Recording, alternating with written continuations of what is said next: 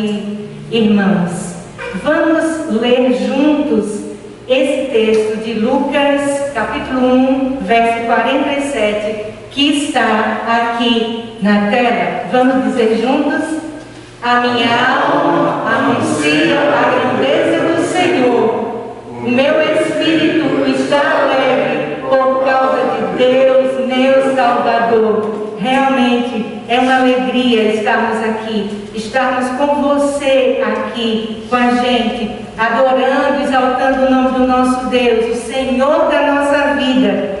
Nós agradecemos por esses 116 anos dessa comunidade, proclamando o reino de Deus. E também agradecemos, porque como povo de Deus, nós podemos louvar e exaltar o seu nome como família.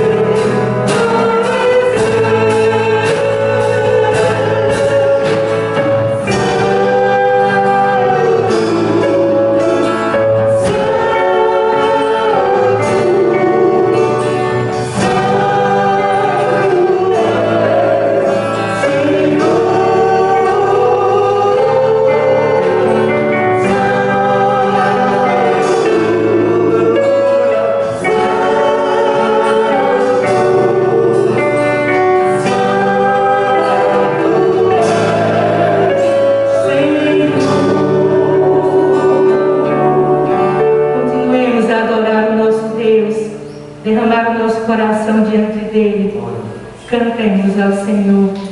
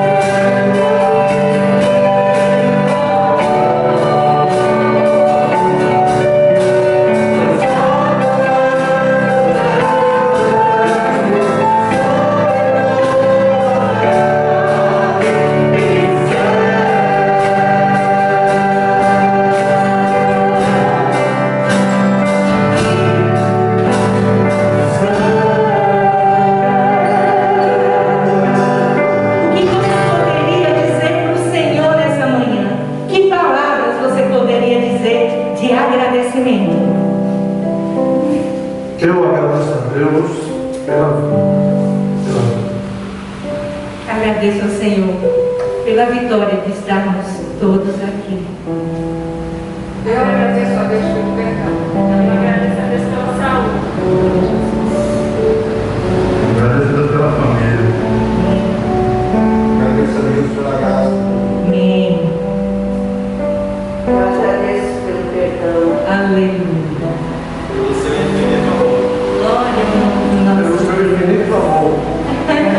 Aleluia. Então, vamos orar nesse momento, agradecendo ao Senhor por suas graças.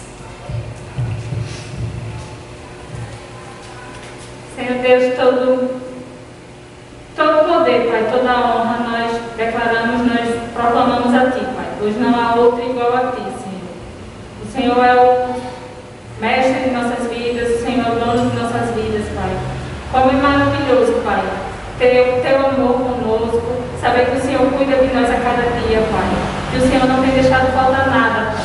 Para aquelas pessoas, Senhor, que ainda não conhecem o Teu amor, que pessoas, Pai, possam ser levantadas para que o Teu amor, Pai, possa ser revelado para essas pessoas, que elas possam abrir os olhos, Pai, tanto da face, os olhos do coração, Pai, e enxergar o quão maravilhoso, quão misericordioso o Senhor é, Pai. Que elas possam, Senhor, aceitar a Ti como único Senhor e Salvador. Essas palavras, Pai, que foram ditas aqui, Senhor, palavras que Te classificam, Pai, que engrandecem o Teu nome, que possamos sempre, Pai, lembrar do Teu amor misericordioso com cada um de nós, Senhor. Que possamos ser filhos fiéis, Pai, assim como o Seu amor é para a gente, Pai, que possamos ser fiéis a Ti, Senhor. Pois, Pai, não há outro igual a Ti, que possamos sempre, Senhor, glorificar e louvar o Teu nome. Assim, Senhor, nós oramos em nome do Teu Filho amado Jesus Cristo. Amém. Amém. Façamos a leitura da palavra de Deus. Filipenses 2, 5 ao 11.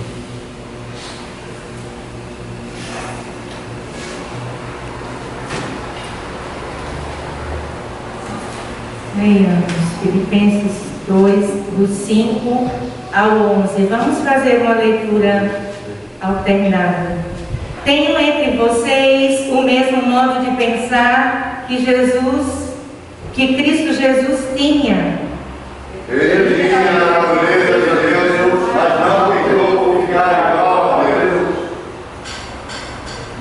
Ele, pelo contrário, ele abriu mão de tudo que era seu e tomou a natureza de servo, tornando-se assim igual aos seres humanos e vivendo a vida comum de um ser humano. Ele foi humilhado, comendo que obedeceu a Deus até a morte de cruz.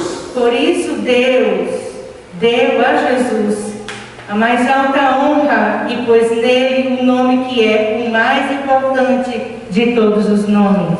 Para que ele começasse a nome de Jesus, todas as criaturas do céu, na terra e no mundo dos mortos, caiam de joelhos. E declarem abertamente que Jesus Cristo é o Senhor, para a glória de Deus Pai. Amém? Vamos dizer mais o verso 11 juntos.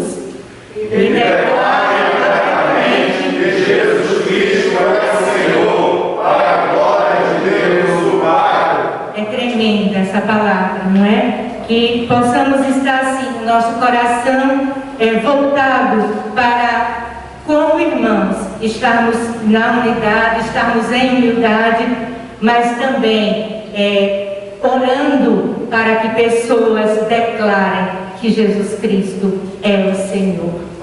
Façamos também a leitura de confissão que diz assim, Salmo 23, do 3 ao 5.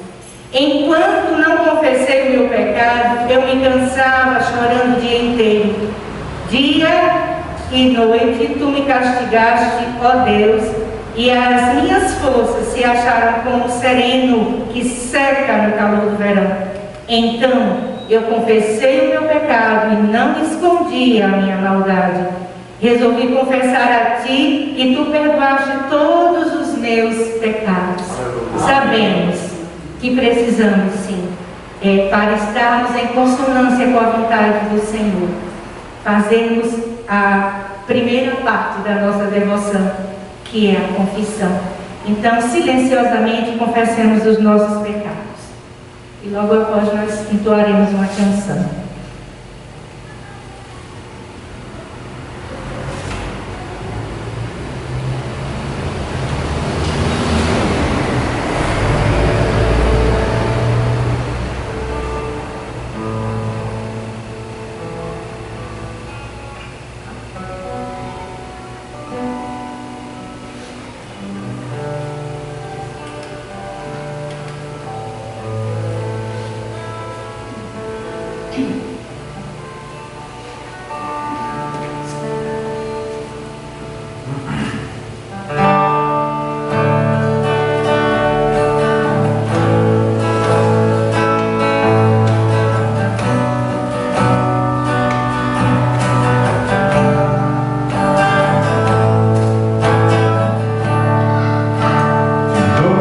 Coração e tudo cai em mim.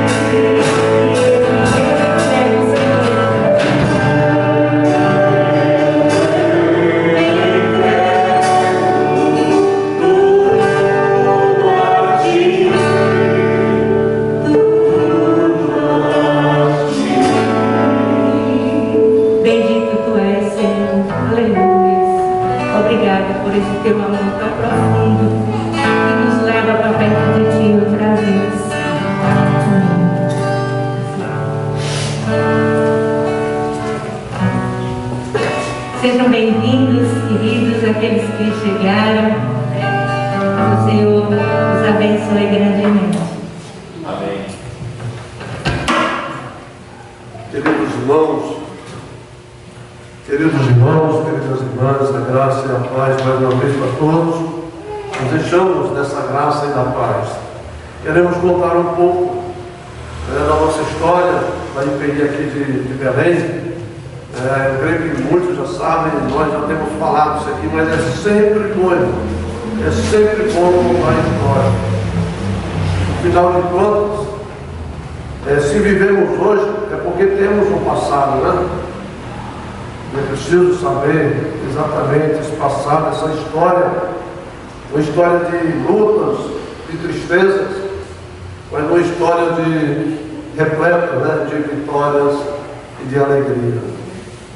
Uma história de amor e fidelidade ao Senhor nosso Deus. Precisamos continuar contando essa história, a fim de que todos saibam que é benéfico até que o Senhor o ajudou. Importante lembrar, irmãos, aqui na nossa história, que o presbiterianismo chegou ao Brasil em 12 de maio de 1859, com o missionário americano Ashbel Green Simon, esse moço aí, ó. Não, ele não está aqui não, esse daí não me interessa não. Esse é de lá, presbiteriano. Mas ele trouxe o presbiterianismo para o Brasil em 12 de maio de 1859. O presbiterianismo é a quarta maior família denominacional protestante histórica no Brasil. Tá certo? Presta atenção. O presbiterianismo é a quarta maior família denominacional protestante histórica no Brasil, atrás apenas dos batistas, adventistas e luteranos, correspondendo a 0,48% da população do nosso país. A Igreja Presbiteriana Independente do Brasil, ela nasceu no dia 31 de julho de 1903, quando um grupo de 7 pastores e 11 presbíteros deixou a reunião do sínodo da Igreja Presbiteriana do Brasil, liderados pelo reverendo, agora sim, Eduardo Carlos Pereira. Tá? Então, esse é o nosso fundador da Igreja Presbiteriana Independente, juntamente com aqueles 7 pastores e alguns presbíteros também. Eles deixaram, né, a Igreja Presbiteriana do Brasil para fundar a Igreja Presbiteriana Independente Brasileira. Eles organizaram o primeiro presbitério, que se chamou Presbitério Independente. Dentre os 7 pastores, constava o nome de Bento Ferraz, Vicente Temudo Lessa. Esses 2 pastores, anota esse nome, lembra na sua cabeça de memória aí. Bento Ferraz e Vicente Temudo Lessa. Isso aconteceu, como eu falei, em São Paulo, como eu disse, em 31 de julho de 1903. Quero trazer à memória hoje o nome de 3 presbíteros que não estavam lá em São Paulo. Não estavam lá em São Paulo. E nem tinham noção do que se passou naquele sínodo de 31 de julho de 1903. São eles: José Maria de Lima, Félix Emiliano do Nascimento Abreu e Solon Protásio de Souza. O que tem a ver esses homens presbiterianos com a Igreja Presbiteriana Independente? Atende, nesse tempo em que ocorreu a cisão lá em São Paulo, a Igreja Presbiteriana do Maranhão, atende para a Presbiteriana Independente. A Igreja Presbiteriana lá do Maranhão era pastoreada pelo reverendo Belmiro de Araújo César. Quando chegou a São Luís a notícia da divisão da Igreja Presbiteriana, o pastor Belmiro, ele tratou de silenciar o assunto na igreja.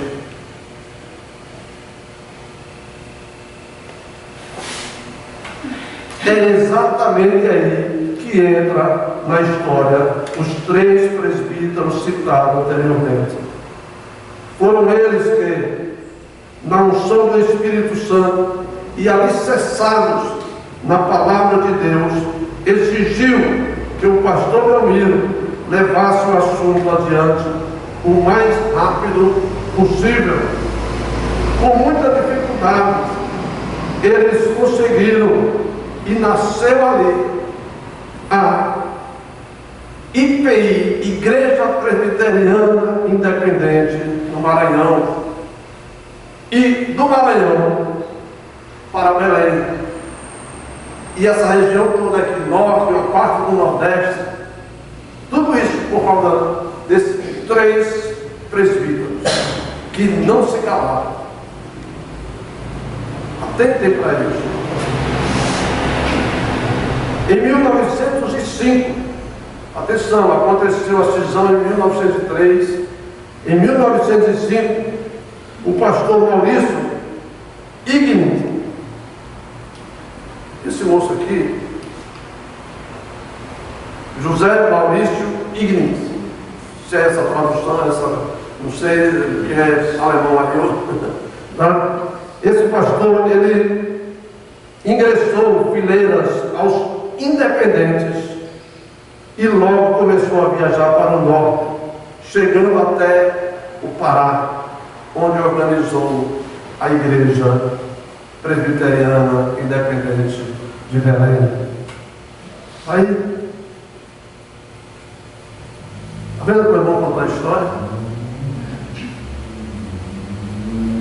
A Igreja Presbiteriana Independente do Brasil, na cidade de Belém, capital do estado do Pará, deu-se início em 18 de junho de 1905, 2 anos depois da cisão lá em São Paulo. Vocês acham que era fácil sair de São Paulo para cá naquela época? Ai, irmãos, como era difícil, como demorava a acontecer as coisas, como era difícil. Tá?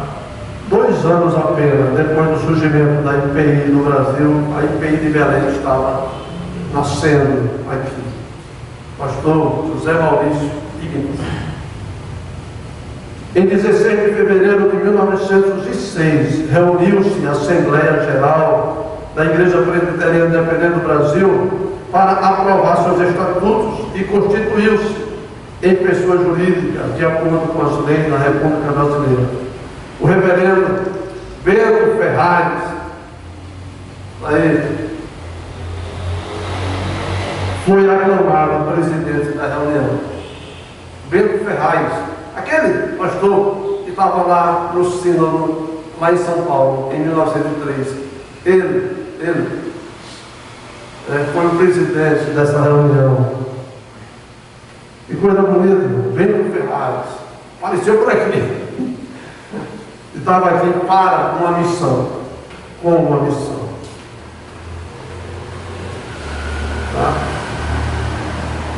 As viagens eram demoradas demais. Em 17 de março de 1908, o reverendo Vicente Temudo Lessa, aí, outro pastor também que estava lá, e agora ele estava aqui, em 17 de março de 1908, o pastor Vicente Temudo Lessa pastoreava o rebanho daqui. Que coisa bonita. Um fato curioso, atenção igreja, como é legal essas histórias. Em 1909, foi a organização do Presbitério do Norte, que se deu em 30 de janeiro de 1909, em Fortaleza. Mas atente para isso. Esse presbitério compreendia as igrejas dos estados do Maranhão, Alagoas, Sergipe, Pará, Ceará e Bahia, além das congregações do Piauí e do Amazonas. Presbitério pequeno, né, pastor?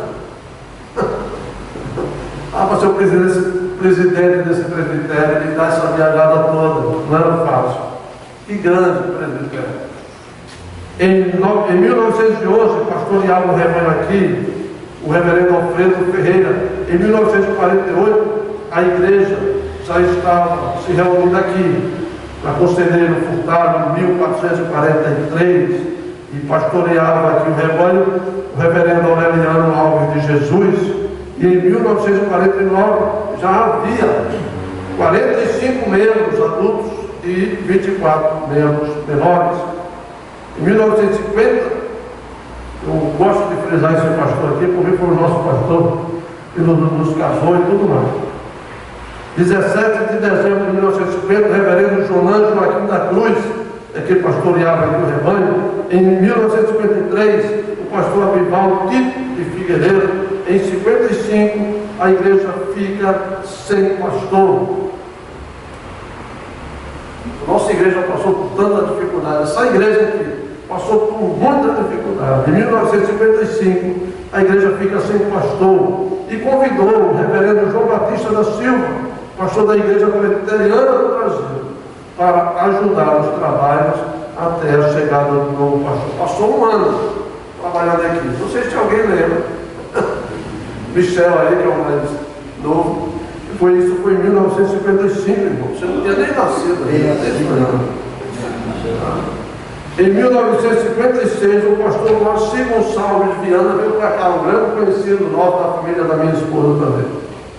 Veio assumir a igreja aqui. E aí depois do pastor, aí veio o pastor Almir, que todos vocês conhecem, já falamos disso da outra vez, né? Assume em 1963, tá certo? E aí depois do pastor Almir, não sei se vocês lembram, talvez tenha sido já o pastor antes de nós, aqui anterior a nós, pastor Paulo, e depois do pastor Paulo está aqui uma equipe missionária agora, né? Missionário Raimundo Pouco, missionária Raimundo, sua esposa ali, a missionária Valdívia e eu aqui, missionário Raimundo. Isso é um pouco da nossa história. Eu extraí alguns deste livro. Eu aconselho você que gosta de história, irmão, leia, é fantástico. Você mergulha na história da igreja lá do Maranhão e de lá você vai aprender coisas sobre Belém também, muito legal. Deus abençoe a cada um de nós e possamos contar a bela história da nossa igreja. Como é maravilhoso saber que Deus levanta pessoas para levarem a sua palavra em lugares bem longínquos. Como é bom saber que Deus levanta você e eu para continuar essa obra que o Senhor nos concedeu e nós abraçamos com amor, mas que tenhamos em nosso coração que precisamos entregar muito mais ao Senhor, que temos feito muito pouco pela obra do Senhor. Precisamos fazer mais e mais. Por isso podemos cantar Tudo Entregarei. E enquanto entoamos essa canção, aqueles que trouxeram seus dízimos e ofertas podem entregar aqui.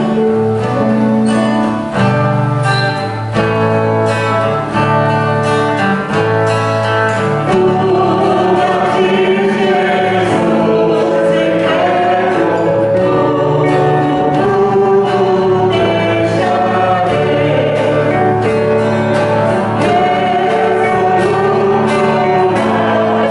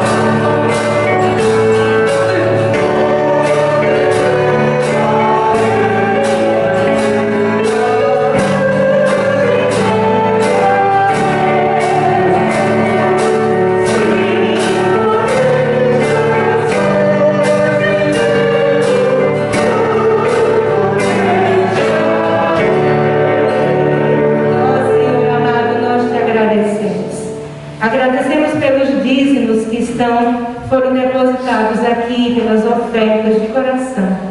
Mas, ó Senhor amado, continua a tua obra em nós, continua a obra que começaste na nossa vida, para que possamos entregar muito mais, Senhor.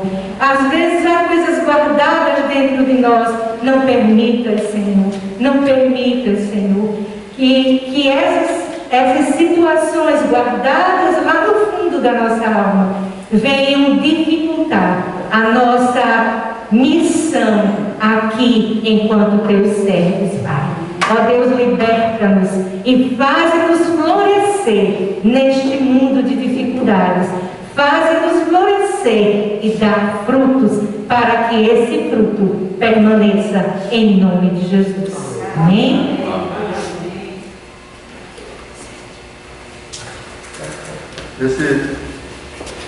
Nesse momento, irmãos e irmãs, eu gostaria de convidar você a fazer uma reflexão. Acabamos de ver sobre a história da igreja e a liturgia me pede para fazer uma oração pela igreja cristã espalhada pelo Brasil, pedindo pelo seu testemunho. Essa é a oração que eu vou fazer. Mas eu quero pedir aos irmãos que nesse momento de culto festivo nós possamos dar atenção a um fato. É claro que estamos alegres e nos alegramos pela vida que temos, pela salvação de Jesus Cristo, pelas pessoas que se recuperaram da Covid-19, mas eu quero te chamar a fazer algo que dificilmente eu vejo a igreja fazer. Eu quero te chamar a passar um minuto em silêncio. 1 minuto de silêncio. 1 minuto de silêncio por mais de 500 mil pessoas que perderam suas vidas para a Covid-19.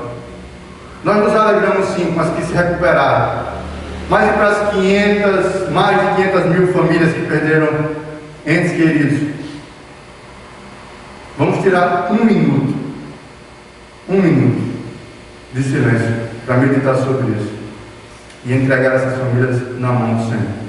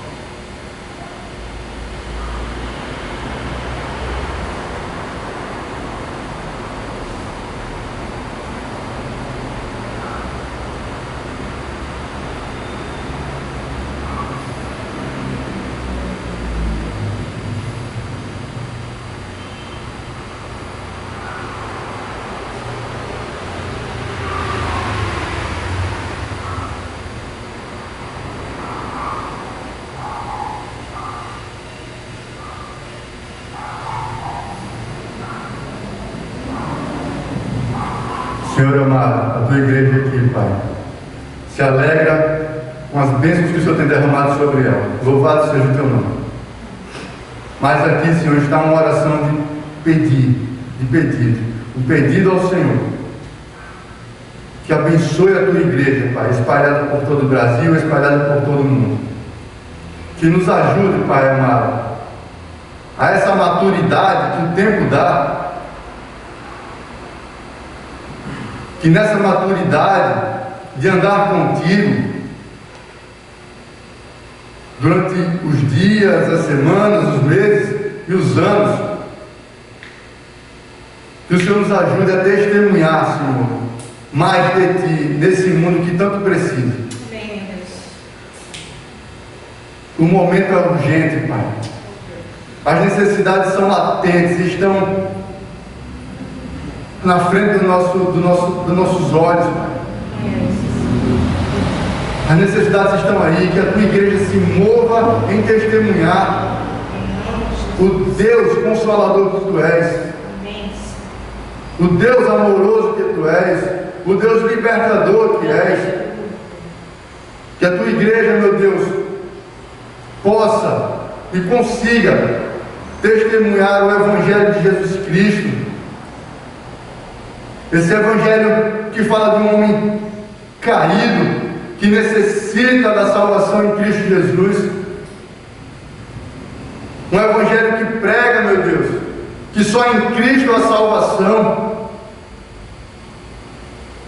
Que a tua igreja, meu Deus, aqui de Belém, representada pelos irmãos que estão aqui, se mova, meu Deus, a testemunhar, a viver de acordo com a tua vontade, a pregar o evangelho. Aqueles que dizem que não tem perfil, meu Deus, tu nos chamaste a todos para pregar o evangelho do Senhor a toda criatura. Tu criaste um perfil em todos nós, no momento que o Senhor nos separou, no momento que teu Santo Espírito nos chamou, e que assim nós possamos fazer e pregar o evangelho, Pai, de diversas maneiras, mas que nós possamos, Pai amado, fazer segundo a tua vontade. Consola as famílias enlutadas, Pai, consola. E eu te peço em nome de Jesus, porque homem algum dá jeito nisso, mas tu dá. O Senhor é o Deus que faz o impossível. Eu te peço, resolve, Pai, esse problema da Covid em nosso país, porque não tem homem, não tem mulher, não tem ninguém que possa fazer, mas tu, Senhor, podes, porque o Senhor é poderoso. Assim nós oramos, para que a glória seja tua, que a glória não caia na mão de ninguém, mas que caia nas tuas mãos, Pai. Em nome de Jesus Cristo, assim nós oramos. Amém. Amém.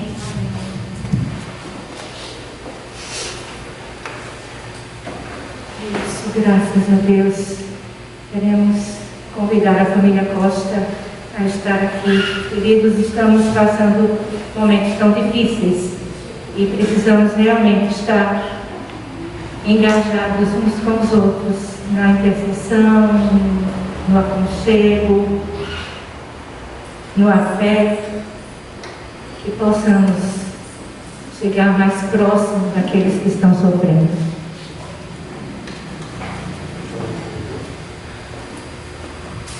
Se a família vai cantar, pode chegar até aqui.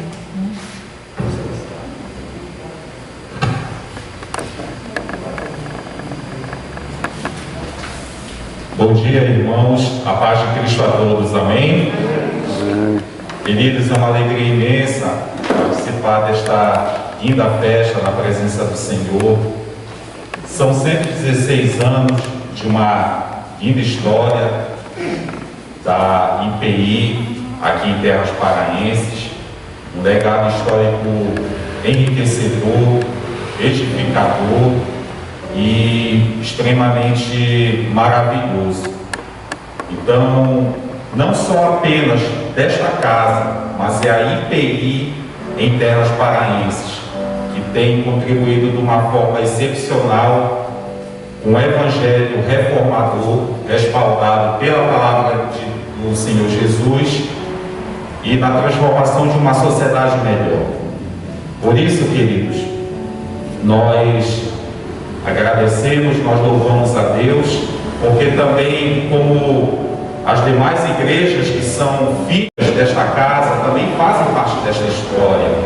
E nós celebramos ao Senhor por esta linda história que foi escrita certa e com linhas perfeitas e maravilhosas pelo nosso Deus, através dos precursores Pedro Ferraz, Temudo Lessa e dentre outros que colocaram os tijolinhos neste lugar. Cada homem, cada mulher que contribuiu para a expansão do Evangelho nesta terra abençoada pelo Senhor.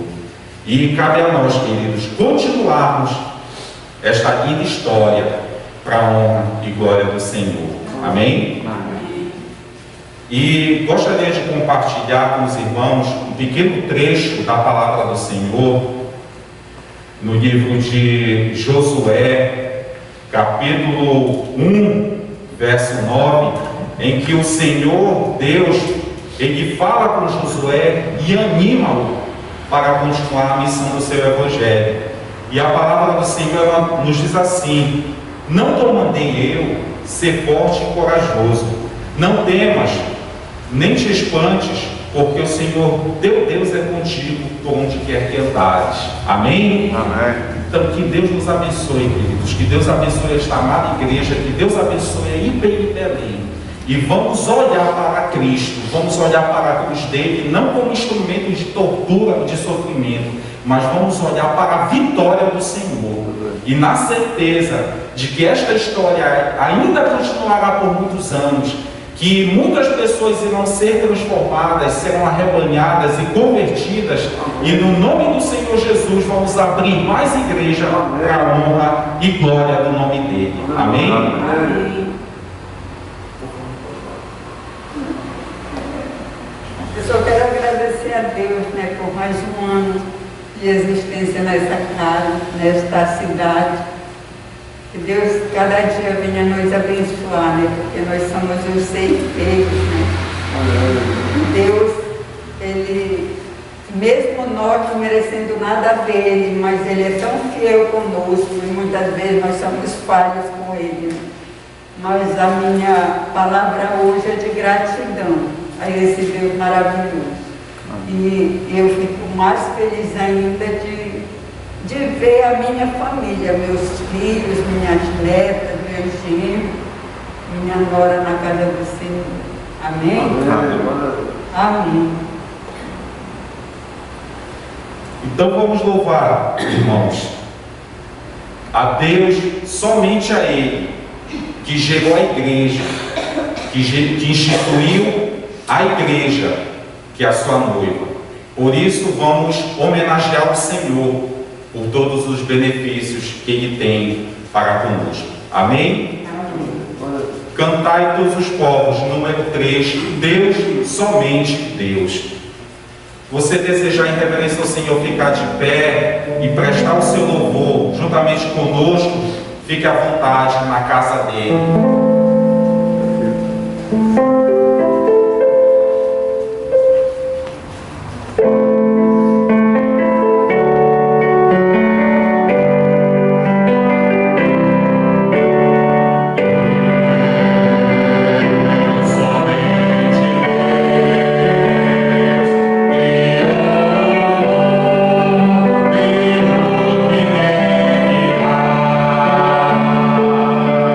Você que pode respirar.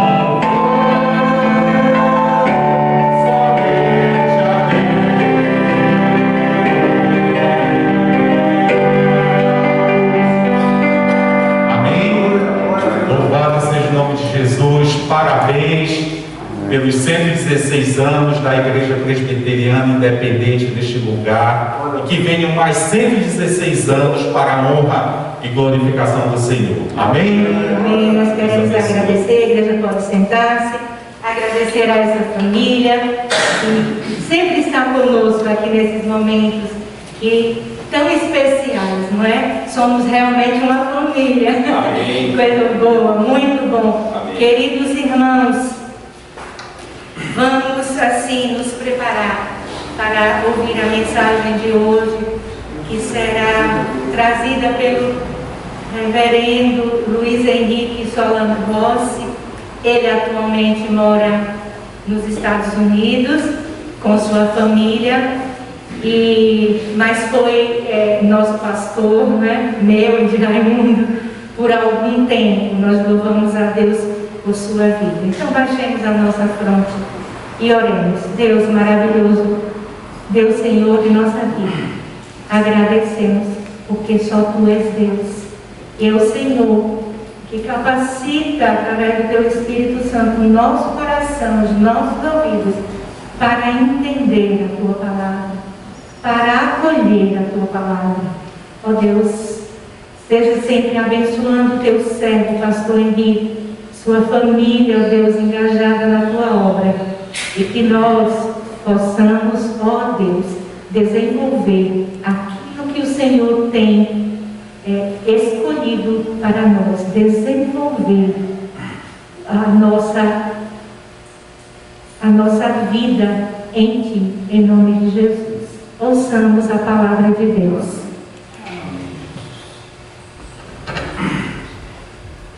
Olá, irmãos e irmãs da Igreja Presbiteriana Independente de Belém, no Pará. O meu abraço fraterno a todos vocês. Eu quero expressar aqui a minha alegria em poder participar com esta igreja neste momento tão festivo e histórico em que essa comunidade completa mais um ano de organização. Que alegria poder participar com vocês nessa data tão especial. Eu quero mandar também um abraço muito especial para o casal Raimundo e Valdívia Couto. Eu conheci o Raimundo e a Valdívia quando fui pastor em Aracaju, Sergipe, no ano de 1996. As suas filhas eram adolescentes e o Yuri ainda era bem pequeno quando eu os conheci.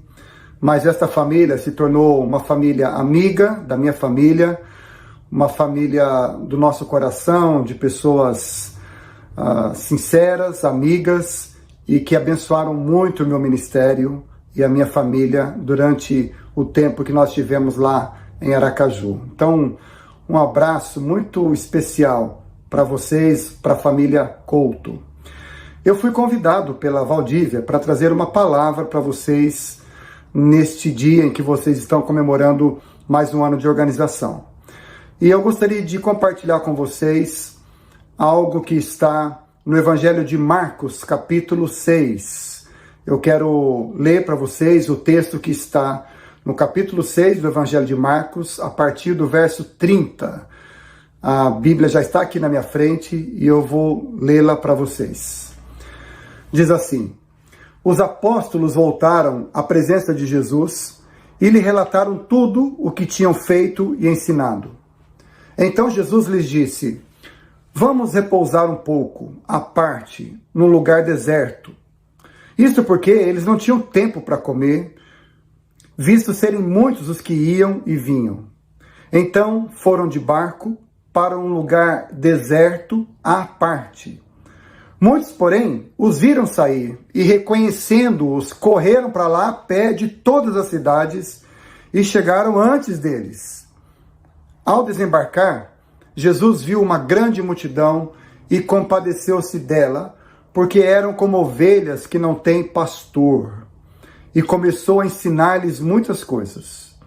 Como já era bastante tarde, os discípulos se aproximaram de Jesus e disseram: este lugar é deserto, e já é bastante tarde. Mande essas pessoas embora, para que, indo pelos campos ao redor e pelas aldeias, comprem para si o que comer. Jesus, porém, lhes disse: deem vocês mesmos de comer a eles. Mas eles disseram: iremos comprar 200 denários de pão para lhes dar de comer? E Jesus lhes disse: quantos pães vocês têm? Tratem de descobrir. E eles foram se informar e responderam: nós temos 5 pães e 2 peixes. Então Jesus lhes ordenou que todos se assentassem em grupos sobre a relva verde. E eles o fizeram, repartindo-se em grupos de 100 e de 50. Jesus, pegando os 5 pães e os 2 peixes, erguendo os olhos para o céu, os abençoou. Depois, partiu os pães e os deu aos seus discípulos para que os distribuíssem. E também repartiu os 2 peixes entre todos. Todos comeram e se fartaram. E ainda recolheram 12 cestos cheios de pedaços de pão e de peixe. Os que comeram os pães e os peixes eram 5.000 homens. Eu sei que a Igreja Presbiteriana Independente de Belém está completando mais um ano de existência. É uma igreja histórica aí na região e uma igreja que carrega a semente de ser uma igreja missionária. Por isso, eu quero compartilhar com vocês neste dia, neste momento, a respeito dos milagres de Deus. Quando os milagres de Deus acontecem? É sobre isso que eu quero compartilhar com vocês. E eu quero começar fazendo uma pergunta a cada um de vocês. Qual foi o último milagre que você presenciou? Quanto esse milagre custou para você? Qual foi a sua parte nele? Como é que você enxerga esse milagre? Eu estou fazendo essas perguntas porque todos nós desejamos que os milagres de Deus aconteçam nas nossas vidas. Eu imagino que você deseje ver os milagres de Deus acontecendo na sua vida diariamente. Eu desejo e eu oro para que isso aconteça. Agora, nesse texto nós aprendemos que Deus deseja nos ensinar algumas coisas importantes sobre este assunto. Na verdade, nós aprendemos nesse texto que os milagres de Deus são mais comuns do que nós imaginamos. Nós veremos também nesse texto como Deus deseja usar nossas vidas no dia a dia da nossa existência. E veremos como é que Deus nos chama para fazer parte dos milagres que Ele quer operar em nossas vidas e através de nossas vidas também. Quando os milagres acontecem? Em primeiro lugar, eu quero dizer para você que os milagres acontecem quando nós somos movidos pela compaixão. Nós vivemos num mundo sem compaixão. Aliás, uma das características desse tempo que nós vivemos, chamado pós-modernidade, é a busca pelos interesses próprios, é a busca pelo individualismo, pelo próprio prazer, pelo próprio interesse, de modo que as pessoas apenas pensam em si mesmas. Agora veja que nesse texto que eu acabei de ler para vocês, está escrito que Jesus estava procurando um lugar para descansar. Então ele pegou o barco e foi para uma região deserta. Mas as pessoas descobriram que ele estava indo para lá e correram e chegaram lá antes dele. E o texto diz que ao desembarcar, Jesus poderia ter tido qualquer outra reação ao ver aquela multidão. Ele poderia ter ficado desapontado. Ele poderia ter ficado frustrado porque ele queria paz, ele queria silêncio. Há um momento na nossa vida que a gente quer silêncio, não é? Que a gente quer ficar sozinho, quer descansar, quer dormir um pouco, ou quer ouvir uma boa música, ou quer assistir um bom filme, ou simplesmente ler um livro, ficar quietinho. E Jesus queria ficar quieto naquele momento. E de repente ele vê uma multidão, muita gente, o texto diz que era mais de 5.000 pessoas. Talvez ele poderia ter ficado assim, desapontado com tudo aquilo. mas o texto diz que o primeiro sentimento que Jesus teve quando olhou para aquela multidão foi sentir compaixão por todos eles. A compaixão era uma característica marcante no caráter de Jesus.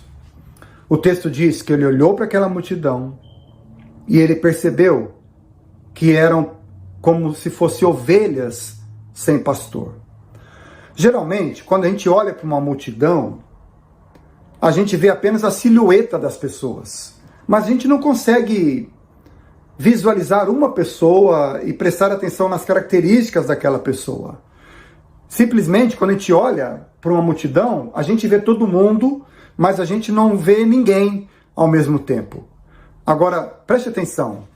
Quando Jesus olhou para aquela multidão, ele conseguiu enxergar pessoas. E ele conseguiu perceber a angústia que estava no coração daquelas pessoas, de quem não sabe o que fazer. Por isso que Jesus chegou à conclusão de que aquelas pessoas eram como ovelhas que não têm pastor. Você já pensou nisso? Quais são as características de uma ovelha que não tem pastor? Em primeiro lugar, elas estão sem direção, você concorda? Uma ovelha sem pastor está sem direção. Segundo lugar, uma ovelha sem pastor está faminta e não tem forças para conseguir alimento. Em terceiro lugar, uma ovelha que não tem pastor está indefesa. O pastor a protege dos animais e a protege dos perigos. Então, quando Jesus olhou para aquela multidão e chegou à conclusão de que elas eram como ovelhas que não têm pastor, isso aconteceu porque Jesus percebeu a fome daquelas pessoas, não a fome de comida, mas a fome de Deus. Jesus percebeu como aquelas pessoas estavam perdidas e não tinham direção. Jesus percebeu como aquelas pessoas eram indefesas, estavam à mercê de qualquer pessoa que viesse ensinar qualquer coisa que fosse, e elas poderiam acreditar e por causa disso entrar por caminhos ruins e equivocados. E Jesus percebeu uma multidão angustiada, com uma alma vazia. E ele entendeu então a realidade que aquelas pessoas estavam vivendo. Foi isso que Jesus pensou e sentiu quando ele olhou para aquela multidão. Talvez, aos olhos dos discípulos, aquela multidão era apenas um ajuntamento de gente curiosa. Gente que queria saber quem era Jesus, gente que queria matar a curiosidade, gente que não tinha respeito por ele porque não respeitava o descanso dele, ou gente que apenas queria receber uma cura de alguma enfermidade e ir embora. Mas aos olhos de Jesus, aquela multidão era composta de gente cansada, gente angustiada, gente que sofria, gente que tinha suas dores, seus dramas, suas lutas, suas tribulações. E como resultado disso, como resultado de ter compaixão por aquelas pessoas, o texto diz que Jesus começou a ensinar muitas coisas para aquelas pessoas. Jesus começou a ensinar o reino de Deus àquelas pessoas. Sabe por quê? A compaixão nos faz enxergar as pessoas atrás das pessoas. A compaixão está além do nosso cansaço, além dos nossos interesses pessoais, além do nosso bem-estar. A compaixão nos faz ir além. E Jesus foi um homem movido pela compaixão.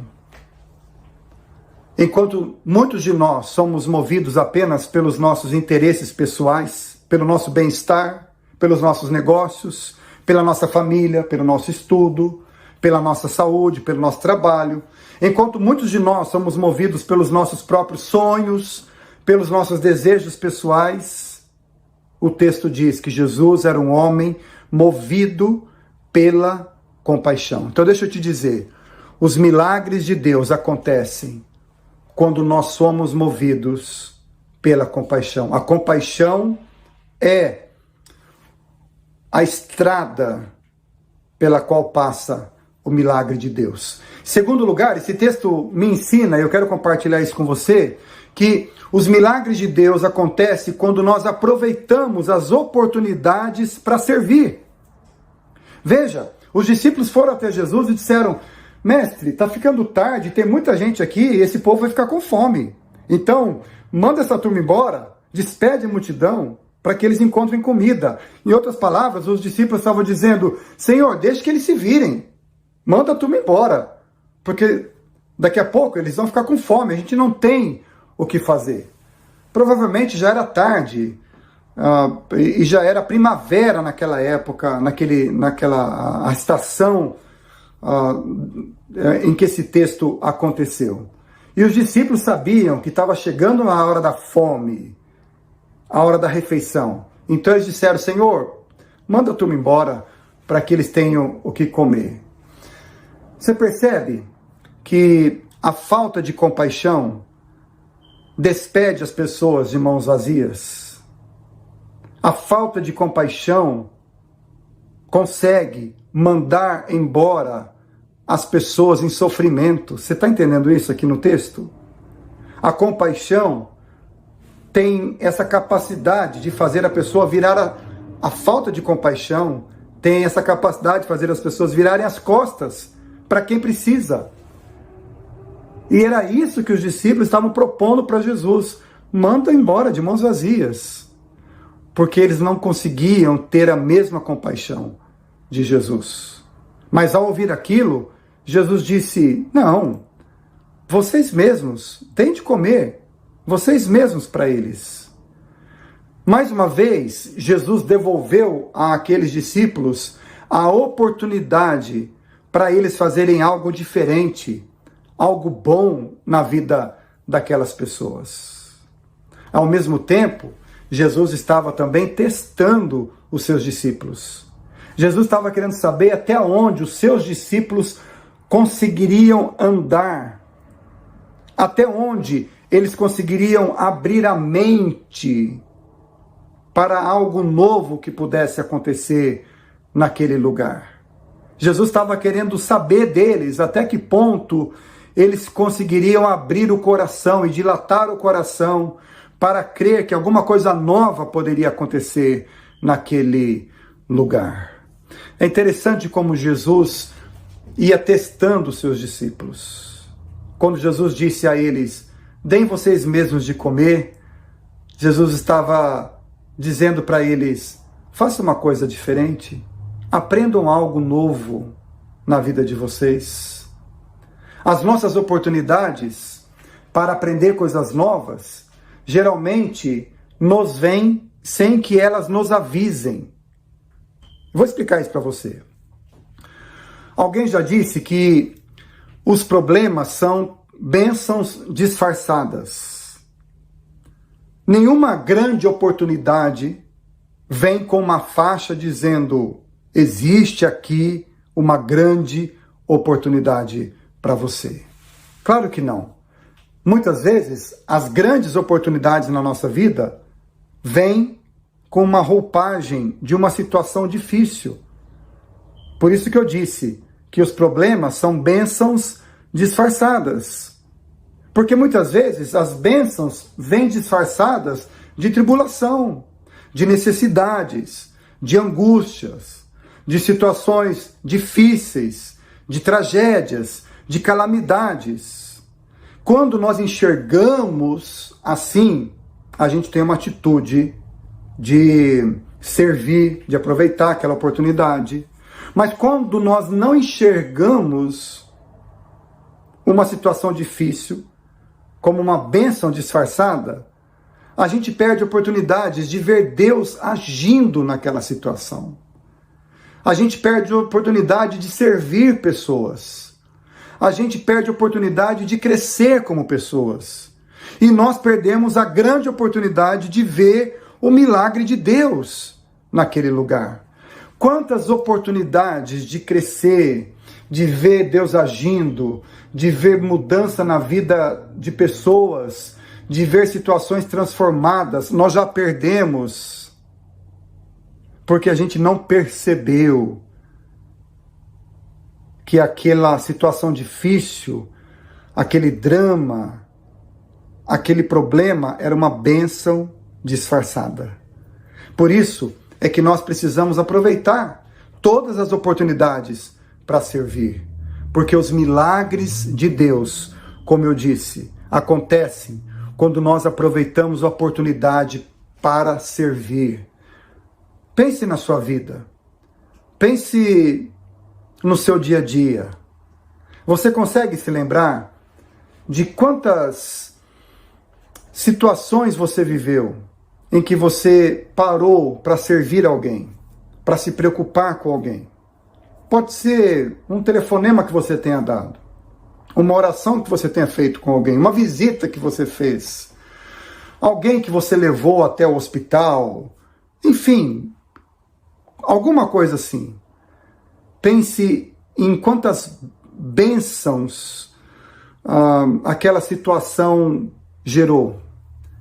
Pense em quantas vitórias aquela oportunidade provocou. Quantas mudanças, quantas transformações aquilo provocou. Deus permite que a gente viva as situações mais inusitadas, para que a gente possa ter uma atitude de compaixão e de servir pessoas, para que através daquela situação a gente enxergue os milagres que Deus quer fazer naquela vida ou através daquela situação. Em terceiro lugar, o que esse texto me ensina, e eu quero compartilhar com você, é que os milagres de Deus acontecem quando nós decidimos não limitar a ação de Deus. Os milagres acontecem quando nós decidimos não limitar a ação de Deus. Os discípulos perguntaram assim para Jesus: Senhor, onde que nós iremos comprar 200 denários de pão para dar de comer para essas pessoas? Em outras palavras, eles estavam dizendo: Senhor, é muito dinheiro. E a gente não tem um recurso para isso, porque você sabe, um denário naquela época significava o valor de um dia de trabalho. Então, uma jornada de trabalho correspondia a um denário. 200 denários significava 200 dias de trabalho. E os discípulos disseram: Senhor, a gente não tem recursos. Como é que vamos fazer? Como é que vamos comprar pão para toda essa gente? A gente não tem esse dinheiro. O que os discípulos não entendiam é que o próprio olhar deles era limitador. O próprio olhar daqueles discípulos limitava a ação deles. A própria fala deles era limitadora. Em nenhum momento eles deram qualquer alternativa para Jesus no sentido de resolver aquela situação. E o que Jesus estava querendo naquele momento era que eles abrissem a mente deles. Era uma oportunidade para eles abrirem a mente, para eles expandirem o olhar, a forma deles pensar, a forma deles pensarem, enxergarem as coisas. E o que o Senhor quer fazer na nossa vida é isso também.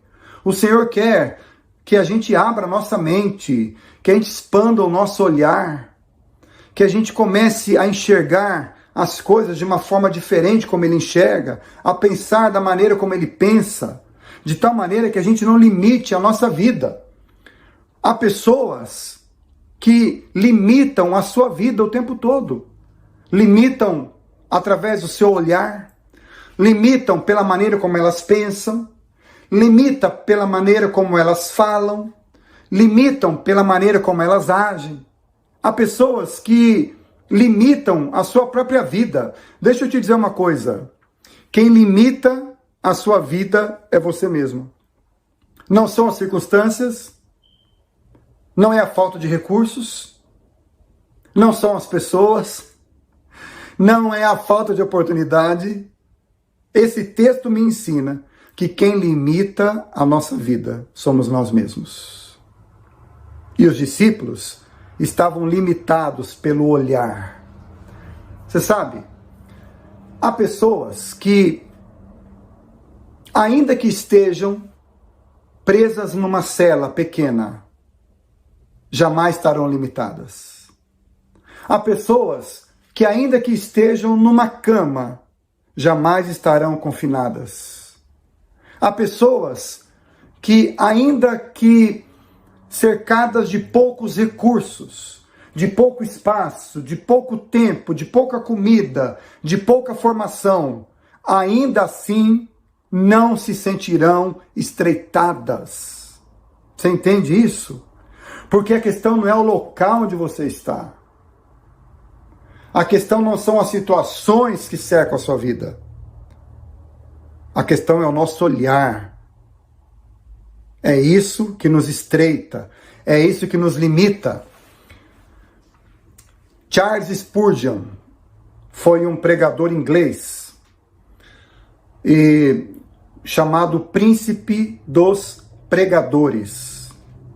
A história conta que dominicalmente 4.000 pessoas faziam fila para poder entrar no santuário para ouvi-lo pregar. Isso há séculos atrás. A esposa de Spurgeon, por uma dificuldade, uma doença, precisou ficar confinada numa cama. Mas, todo domingo, depois que Spurgeon terminava de pregar na Inglaterra, ele dava o sermão para a esposa dele e ela o redigia e mandava para os Estados Unidos. De tal maneira que, na segunda-feira, muita gente nos Estados Unidos já tinha em mãos o sermão que ele havia pregado no domingo. Isso você sabe, numa época que não havia internet, não havia celular, não havia telefone, não havia nada disso. Na segunda-feira o sermão dele estava nos Estados Unidos. E a esposa dele era responsável por fazer isso, deitada numa cama. Há pessoas que podem estar numa cama, mas não estão confinadas, porque o que limita a nossa vida é o nosso olhar. Agora, por outro lado, existem aquelas pessoas que têm todo o espaço do mundo, todos os recursos do mundo, todo o tempo do universo, tem dinheiro, tem pessoas, tem recursos, tem tempo, tem formação, mas sempre estão limitadas pelas dificuldades da sua vida. Sempre alguma coisa ou outra que a limita, sempre alguma coisa ou outra que a impede de fazer alguma coisa relevante. Elas têm tudo o que elas precisam, mas elas estão limitadas nelas mesmas. Estão limitadas na sua alma, estão limitadas na sua mente, estão limitadas no seu olhar, estão limitadas na sua capacidade de crer, de ver os milagres de Deus acontecerem, porque elas mesmas se limitam para isso. E elas terão muita dificuldade de viver uma vida relevante. Então você perceba que as nossas limitações são colocadas por nós mesmos. Elas estão aqui dentro de nós, porque elas nascem no nosso coração. E o que Deus deseja é que a gente expanda as nossas mentes, é que a gente expanda os nossos corações, e a gente comece a enxergar as inúmeras possibilidades existentes à nossa volta. É isso que Deus deseja, era isso que Jesus queria que aqueles discípulos fizessem, que eles expandissem a mente deles, que eles expandissem os corações e começassem a perceber as múltiplas possibilidades que havia naquele momento. E que eles não dissessem apenas, Senhor, manda embora porque a gente não tem recursos. Eu quero dizer uma coisa para você. No aniversário desta igreja querida, em nome de Jesus, não se limite mais. Em nome de Jesus, não se limite mais. Viver com Jesus é viver com um coração dilatado para as coisas lindas e grandes que Deus quer fazer nas nossas vidas e através das nossas vidas também. O que eu estou tentando dizer é que muitas vezes somos nós mesmos que limitamos os milagres de Deus na nossa vida. Somos nós mesmos que limitamos os milagres de Deus através das nossas vidas. No Evangelho de Mateus, capítulo 13, verso 58, diz assim: e ali Jesus não fez muitos milagres por causa da incredulidade deles. A extensão do milagre tem a ver com a nossa disposição de fazermos parte deles. O texto diz que os discípulos recolheram 12 cestos de pães e peixes. Eles tinham 12 cestos e recolheram 12 cestos. Se eles tivessem 20 cestos, provavelmente teriam recolhido 20 cestos de pães. Não recolheram mais, não houve mais multiplicação, porque não havia mais cestos. Era o que havia, 12 cestos de pães.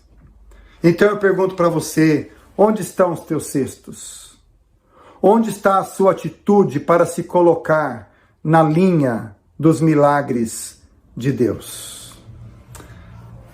E finalmente, em quarto lugar, eu aprendo nesse texto e quero compartilhar com vocês, que os milagres de Deus acontecem quando nós colocamos os nossos recursos à disposição do Senhor. Você já ouviu aquele ditado? O pouco com Deus é muito? Com certeza, você já ouviu, né? Eu ouço esse ditado desde que eu sou criança. E eu tenho a impressão que esse ditado existe por causa desse texto aqui. O pouco com Deus é muito. Nas contas dos discípulos, seriam necessários 200 denários para alimentar aquela multidão. Nas contas de Jesus, 5 pães e 2 peixes eram necessários. Deixa eu te dizer uma coisa sobre os pães e os peixes. Esses pães aí, que foram trazidos até Jesus, eram os pães de cevada que as pessoas comiam naquela época. Eu não sei se você sabe, mas esses pães de cevada era comida de pobre. Aliás, o pão de cevada era o alimento dos pobres entre os mais pobres. Então pensa assim, pensa numa comunidade de pessoas pobres. Agora pensa numa comunidade de pessoas mais pobres que eles. Esses mais pobres do que eles comiam o pão de cevada. Então o que eu estou querendo te dizer é que pão de cevada era comida de pobre naquela época. E esses peixes aí eram mais ou menos assim do tamanho de uma sardinha. Porque havia um lugar ali chamado Povo do Peixe Salgado. Era uma região onde eles pescavam essa sardinha e exportavam para boa parte, para todas as partes do mundo conhecido naquela época. Então, preste atenção, pão de cevada e peixinho salgado era comida de pobre, que valia quase nada, mas era o que as pessoas possuíam naquele dia. Então preste atenção, poucos recursos sem qualquer valor, foram o suficiente para se tornarem alimento para muitas pessoas. Os nossos recursos podem parecer insuficientes para nós mesmos. Os nossos recursos podem parecer coisas sem valor, aparentemente. Mas isso não deveria nos impedir de colocá-los todos à disposição de Deus e das pessoas. Os nossos aparentes poucos recursos jamais deveriam ser impedimentos para a gente servir a Deus e servir as pessoas. Seu tempo, por exemplo, é escasso? Mas Deus pode multiplicar o seu tempo se você colocá-lo diante dele para servir pessoas. Os seus recursos financeiros são poucos. Deus pode multiplicá-los para abençoar outros. As suas habilidades são poucas. Deus pode usá-las para abençoar outras pessoas. O nosso problema não é a falta de recursos, não é a falta de tempo, não é a falta de dinheiro, não é a falta de habilidades. O nosso problema é a falta de disposição em servir, em se envolver com compaixão no reino de Deus. O nosso problema é o nosso olhar que limita toda a ação de Deus ao nosso redor, porque recursos nunca foi um problema para Deus. Deus nunca deixou de agir por falta de recursos.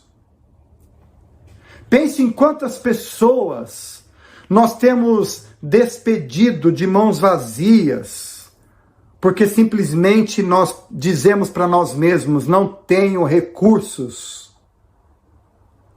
Quantas pessoas temos despedido de mãos vazias? Pense em quantas pessoas nós poderíamos discipular e ganhar para Jesus, se nós não tivéssemos esse olhar limitado, dizendo, não tenho recursos para isso, não tenho tempo, não sei fazer, não tenho habilidades. Pense em quantas pessoas nós poderíamos visitar. Pense em quantas pessoas nós poderíamos ajudar. Pense em quantas pessoas nós poderíamos ensinar.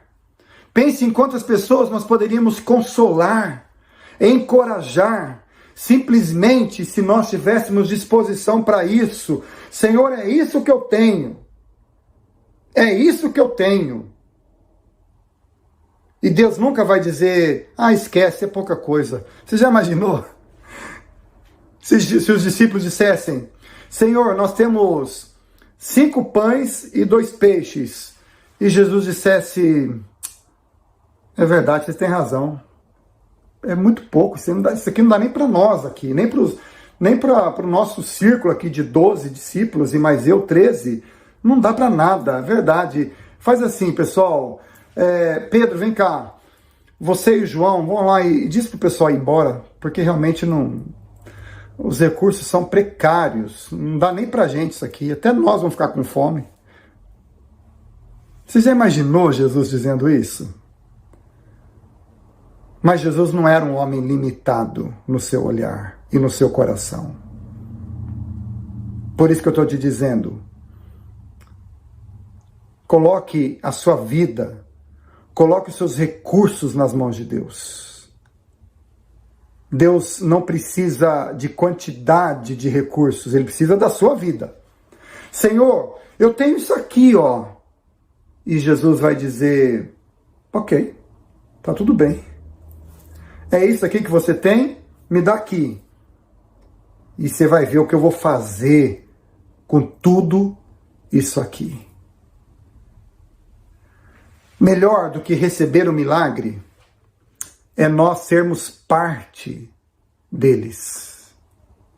Eu quero te dizer uma coisa. Eu quero dizer uma coisa a todos vocês que estão me ouvindo e a esta amada igreja de Belém do Pará. Todos nós fomos chamados para sermos um milagre de Deus na vida das pessoas.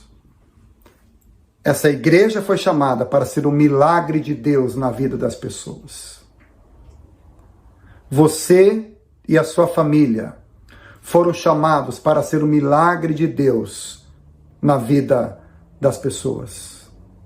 E isso é bem mais simples do que nós imaginamos. Por isso, a minha palavra para você hoje é essa. Decida que você será um milagre ambulante de Deus. Por onde quer que você vá, decida que você será um milagre ambulante de Deus. Senhor, eu tenho poucos recursos, mas o que eu tenho, eu coloco nas tuas mãos para que o Senhor use a minha vida. Senhor, eu não tenho recursos financeiros, mas eu me coloco nas tuas mãos. Senhor, eu tenho poucas habilidades, mas eu sei que o Senhor pode usá-las. Senhor, eu não sei fazer muita coisa, mas eu sei que o Senhor pode usar a minha vida. Não deixe passar nem mais um dia na sua vida, nem mais um dia, sem que você faça esta oração. Senhor, faz de mim um milagre ambulante e usa a minha vida para que os milagres aconteçam na vida de outras pessoas.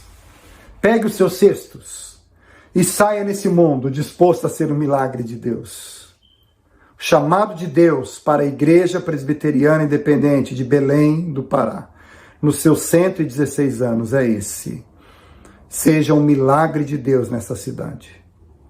O chamado de Deus para você que está me ouvindo, para as famílias que estão me ouvindo, é esse. Sejam o milagre de Deus na vida das pessoas. Não se limite no seu olhar. Não se limite no seu coração. Mas se coloque nas mãos de Deus. E creia que o Senhor irá usar a vida de vocês. E que através de vocês, muitas pessoas serão alcançadas para a glória do Deus eterno. Este é o meu desejo e esta é a minha oração. Em nome de Jesus. Amém. Amém. Que o Senhor abençoe a cada um de vocês. Que o Senhor abençoe esta amada igreja. Que o Senhor os faça prosperar. Que o Senhor os faça crescer. Que o Senhor lhes dê ânimo, alegria. Que o Senhor os fortaleça e em tudo os frutifique para a glória de Deus. O meu abraço mais uma vez a todos vocês. Que o Senhor continue a conduzi-los. Em nome de Jesus. Amém. Amém.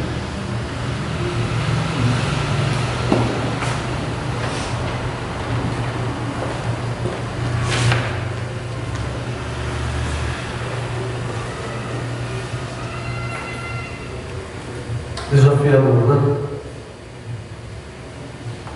Tá bom, para nós pensarmos nisso aí, tá? Não deixe passar nenhum dia. Não deixe para pensar nisso amanhã, não. Resolva hoje. Nós queremos, de coração, agradecer a todos. Coração, né? Está aqui conosco o pastor Adalmo, representando a terceira igreja, a pastora Lona, representando a segunda igreja, os irmãos aqui da terceira igreja, a Alma, ali, Vera. Muito bom, Vera, estar com você aqui, viu? Alegria no nosso coração. Família, Deus abençoe, nossos irmãos aqui. Muito bom estar com vocês, muito bom nesse dia onde completamos 116 anos de existência e que vamos prosseguir nessa fé, nessa certeza que somos um milagre do Senhor, prontos a ser. Vamos receber a bênção. Nós vamos receber a bênção hoje de uma forma cantada, certo? Então atentem para isso. Você pode ficar de pé, você pode receber essa bênção agora. Eu quero convidar o missionário a ficar comigo. Nós vamos estender a mão para a igreja, para o povo de Deus e receba essa bênção. Em nome de Jesus. Que o Senhor te